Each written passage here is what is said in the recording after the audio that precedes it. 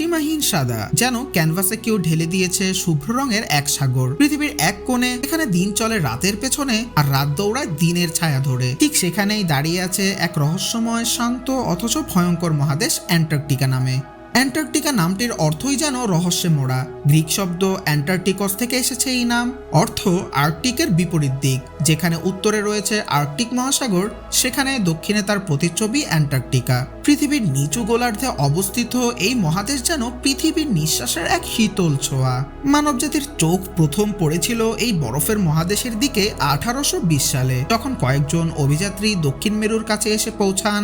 তবে এর প্রকৃত অস্তিত্ব নিয়ে সন্দেহ ছিল শতাব্দীর পর শতাব্দী ধরে। কেউ বলতো এটা এক স্বর্ণময় ভূমি, আবার কেউ বলতো এটা এক শীতল মৃত্যুপুরী। কিন্তু 1911 সালে নরওয়ের রোয়াল্ড অ্যামুন্ডসেন প্রথম মানুষ হিসাবে পৌঁছে যান দক্ষিণ মেরুতে।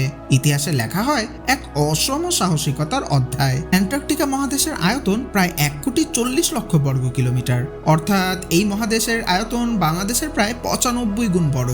এই শুভ্র প্রান্তর পৃথিবীর প্রায় 10% স্থলভাগ দখল করে রেখেছে, অথচ তাতে মানুষের বসতি নেই, শুধু আছে প্রকৃতির মহামন্ত্র, বরফের নিঃশব্দ প্রতিধ্বনি। অ্যান্টার্কটিকা মহাদেশ এতটাই বিশাল যে যদি কেউ এক প্রান্ত থেকে হেঁটে অন্য প্রান্তে যেতে চায়, তাহলে তাকে প্রায় 3 থেকে 4 মাস সময় দিতে হবে। আইনগতভাবে অ্যান্টার্কটিকা মহাদেশ কোনো দেশের অন্তর্ভুক্ত নয়। অ্যান্টার্কটিক চুক্তি অনুযায়ী এই মহাদেশ বিজ্ঞান, গবেষণা ও শান্তিপূর্ণ কর্মকাণ্ডের জন্য উন্মুক্ত। 50টিরও বেশি দেশ এই চুক্তিতে স্বাক্ষর করেছে।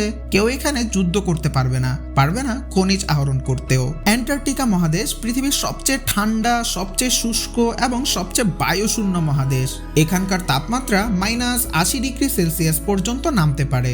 বরফে ঢাকা এই ভূমি থেকে সূর্যের আলো প্রতিফলিত হয়ে সৃষ্টি করে অদ্ভুত এক দীপ্তি, যেটা দেখা যায় পৃথিবীর আর কোথাও না, শুধুমাত্র অ্যান্টার্কটিকা মহাদেশে। অ্যান্টার্কটিকা মহাদেশে বছরের 12 মাসের মধ্যে রাত আসে 6 মাস ধরে, আর দিনও থাকে 6 মাস ধরে। সূর্য ডুবে না, শুধু ঘুরে আকাশে। অ্যান্টার্কটিকার রাজপুত্র বলা যায় এম্পেরর পেঙ্গুইনকে। 4 ফুট লম্বা, কিলোগ্রামের ওজন, আর তার বুকের নিচে থাকে ডিম। যখন চারিদিকে বরফে জর্জরিত থাকে, বাতাসে হাড় গলে যায়, তখন পুরুষ পেঙ্গুইন মাসের পর মাস ঠায় দাঁড়িয়ে রাখে ডিম নিয়ে, না খেয়ে না নড়ে, শুধু সন্তানের অপেক্ষায়। নারী পেঙ্গুইন সেই সময় সমুদ্রে গিয়ে খাবার সংগ্রহ করে ফেরে। এই প্রেম, এই ত্যাগ, এই অপেক্ষা মানব সমাজেও বিরল। এম্পেরর পেঙ্গুইন ছাড়াও এখানে আরো আছে অ্যাডেলি, চেনস্ট্রেপ ও জ্যান্টো প্রজাতির পেঙ্গুইন।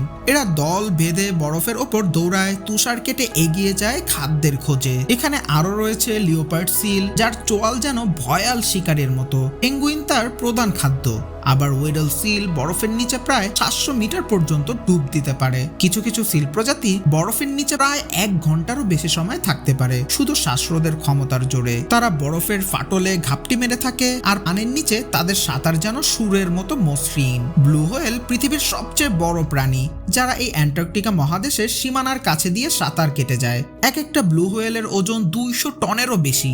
এক শ্বাসে কয়েক হাজার লিটার পানি টেনে নেয়, আর তার সঙ্গে টেনে নেয় হাজার হাজার ক্রিল বা ছোট ছোট চিংড়ির মতো সামুদ্রিক পানি। এখানে আরো পাওয়া যায় মিঙ্কে হোয়েল, হামব্যাক হোয়েল এবং কিলার হোয়েল। কিলার হোয়েল যেন বরফের নিচের ভয়াল ঘাতক, দলবদ্ধ হয়ে শিকার করে, কৌশলে বরফ ফাটিয়ে পেঙ্গুইন ধরার জন্য কাজ করে।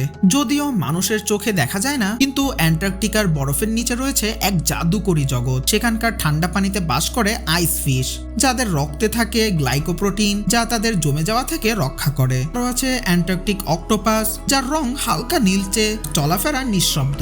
আরো আছে বরফের নিচে সুরওয়ালা কাঁকড়া, জেলিফিশ, দৈত্যাকৃতির স্টারফিশ, আর এমন কিছু অণুজীব যাদের অস্তিত্বই পৃথিবীর অন্য কোথাও নেই। বরফের স্তরের নিচে লুকিয়ে আছে কোটি বছরের পুরানো ব্যাকটেরিয়া ও ভাইরাস, যেগুলোকে বিজ্ঞানীরা এক্সট্রেমোফাইল বলেন। এমন প্রতিকূল পরিবেশেও এই ব্যাকটেরিয়াগুলো বেঁচে থাকে এবং প্রজনন করে। কেউ কেউ বলে এই অণুজীব হয়তো একদিন আমাদের ঔষধ হবে, আবার কেউ ভয় পায় এরা হয়তো নতুন মহামারী ডেকে আনবে।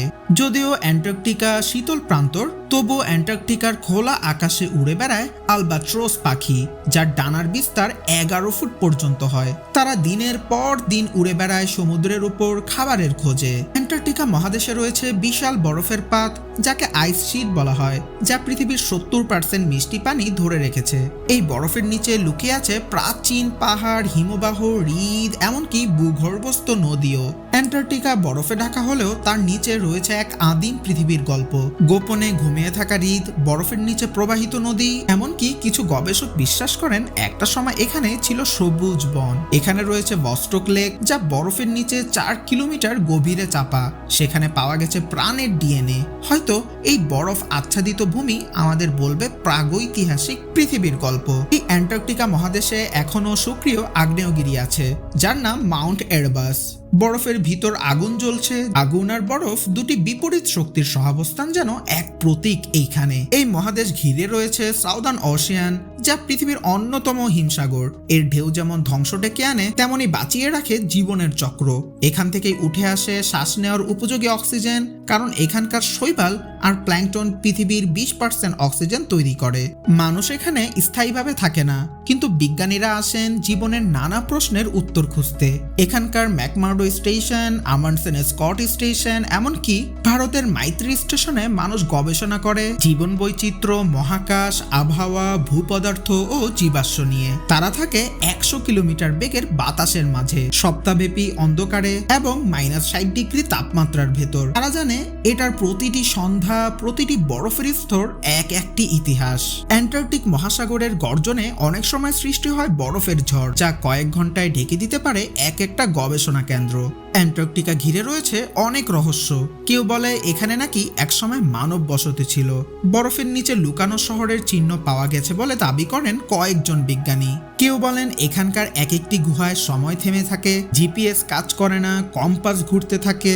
আবার কিছু এলাকায় আনএক্সপ্লেইনড ম্যাগনেটিক ডিস্টারবেন্স পাওয়া যায়। স্যাটেলাইট ইমেজে কিছু অদ্ভুত আকৃতি দেখা গেছে, যা শহর বা পিরামিডের মতো। কেউ বলে এখানে মহাকাশচারীরা গবেষণা করেছিল, কেউ বলে এখানে ইউএফওর আনাগোনা আছে। এই অ্যান্টার্কটিকা যেন পৃথিবীর শীতল কবিতা, যা কেউ পড়তে চায় না, কিন্তু তার প্রতিটি লাইনে লেখা আছে অস্তিত্বের রোমাঞ্চ। আপনি যখন বরফে ঢাকা সেই প্রান্তরের দিকে তাকাবেন, বুঝবেন এই পৃথিবীর বুকেও এখনো অনেক গল্প লুকিয়ে আছে। আর অ্যান্টার্কটিকা সেই সব গল্পের সাদা নিঃশব্দ এক অধ্যায়, যেটা শুধু চোখে দেখা যায় না, অনুভব করতে হয় হৃদয় দিয়ে।